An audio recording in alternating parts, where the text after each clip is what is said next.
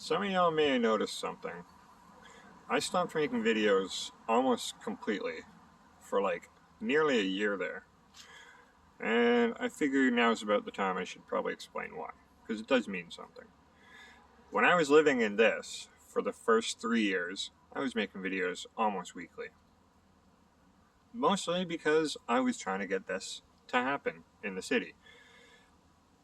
They didn't, but the city does have micro shelters now. You never know how closely related that might all be. It might not be related at all. I don't know. You figure it out. Let me know what you think. Anyway, yeah, so I basically stopped doing videos for like a solid year there. When I moved into the apartment after 3 years in the hut, didn't really know what to talk about. For one, like the hut was my whole world for 3 years. Promoting the hut, pushing the hut, promoting the program, building the organization, that was my whole world. And I was not only doing that in my downtime, but I was working in the shelters during my work time, which means that I was living a 24/7 frontline life. It got a little much, I got a little sloppy, ended up leaving the job at the mission.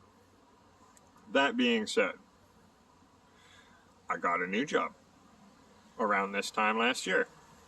So I ended up being really busy with that. 9-to-5 job, working for an old employer, still helping people, just in a different capacity. And then I got promoted, and I'm working 6 days a week at that job, running my organization on day 7. I had a lot going on, y'all. Between that, trying to rebuild my relationship with my kids, taking care of my dogs, learning how to live in a new apartment. It was a whole lot. So, yeah, video production practically slowed to a near death crawl. But it didn't. So, now we're here. I'm comfy, I'm cozy, I'm back to making videos, and I'm creatively bankrupt. Especially because I don't want to take the time to edit videos, so these things don't get edited. Anyway, yeah, so I figure now is a good time as any to start talking about those huts again, especially because of the program I want to run. And hopefully people have the same thoughts that I do about it. But yeah, to that end, let's start with the biggest question I get asked about the usage of those huts. When it comes to living in those huts, you can move it around. My program is intended so that when you leave the program, you actually own your hut and you can take it with you. To that end, it is not on wheels. That is for a very particular reason. You put that thing on wheels and legally it becomes an RV. The organization that invented them down in Eugene, Oregon ran into a similar problem with this. That organization is called Community Supported Shelters. Definitely check them out. They got Facebook, they got YouTube, they are on Instagram and all that. Amazing organization. Doesn't get enough credit for being so innovative. But yeah, back to the point. It's not on wheels. It's not on wheels because it becomes legally an RV at that point. And once it legally becomes an RV, you pretty much can't live in it more than 120 days, anywhere in Ontario.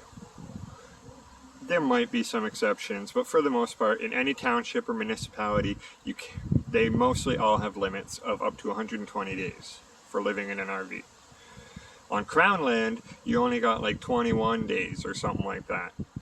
So the idea of putting it on wheels kind of defeats the purpose, because then if I wanted to run a program using those huts, I would have to have the program designed to only run for 30 days. It doesn't work. I don't want to try giving people what I call homelessness recovery in 30 days.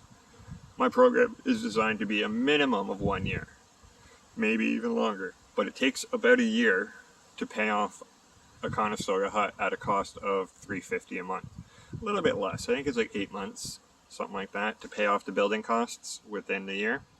And the reason why I say $350 is because people that would be using the program would only get $350 maximum a month from social assistance.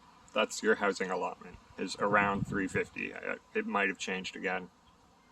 not by much. But yeah, so the idea would be you live in the hut for 8 to 12 months, preferably 12. You spend your rent portion basically buying the hut as like a rent-to-own agreement almost. And then when you leave the program, the hut is meant to come apart into 4 sections and a roof. The roof is designed to just be rolled up and tucked away. The panels are all like, I think the longest panel on there is like 8 foot. So you can fit it in a U-Haul, I know, because I've done it twice. Take your hut and off you go, Bob's your uncle. If it's on wheels, can't do that. One, you'd have to design the hut so that it doesn't come apart and create more of an actual Conestoga wagon as opposed to a Conestoga hut. And then you have to make it highway safe, you have to make it road safe. There's so many extra steps once you put wheels on it. So I'm not putting wheels on mine. That's not to say that if somebody owned it, they wanted to put wheels on it, they couldn't. They would just have to make sure that how they do it is the correct way. And who knows, maybe I could incorporate something like that into the program. Because the More Than Just a Roof program, a very specific component of it that I pushed for when I was designing the program, is that you spend your time in the program building another hut. So you and like 1 or 2 other people in the program are building huts during the year you're staying there. And you're building them because, one, if you take the hut with you at the end of the program, this hut replaces the one that you take. Furthermore, it teaches you some very basic carpentry. If you are going all out like I did with solar panels, you might learn a little bit of electrical. You're going to learn a little bit about insulation. You're going to learn skills that you can take and use to help grow your professional life beyond where it is.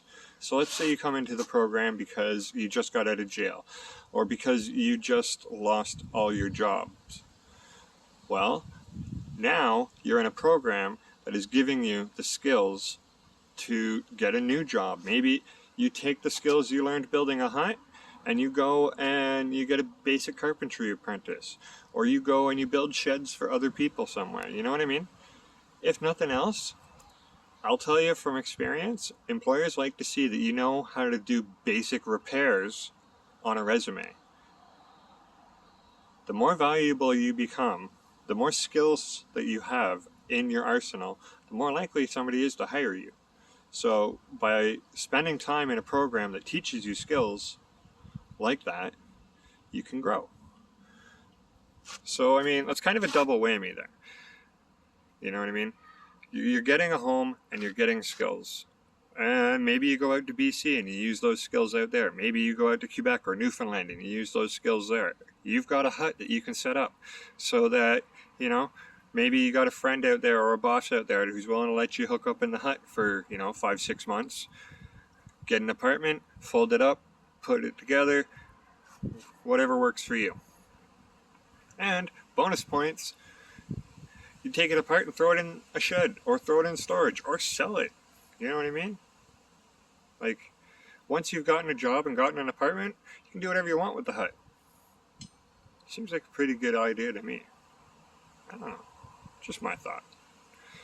Anyway, let me know what kinds of stuff you guys want to know about hut life, or about the More Than Just a Roof program, because your comments are the only creative video ideas I'm gonna get. I got nothing. I'm too busy.